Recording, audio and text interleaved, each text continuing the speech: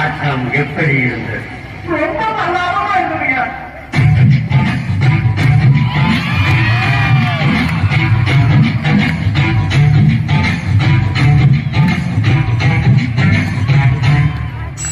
வசந்த முல்லை போல வந்து ஆடியும் வெண்புறன், வசந்த முல்லை போல வந்து ஆடியும் வெண்புறன்.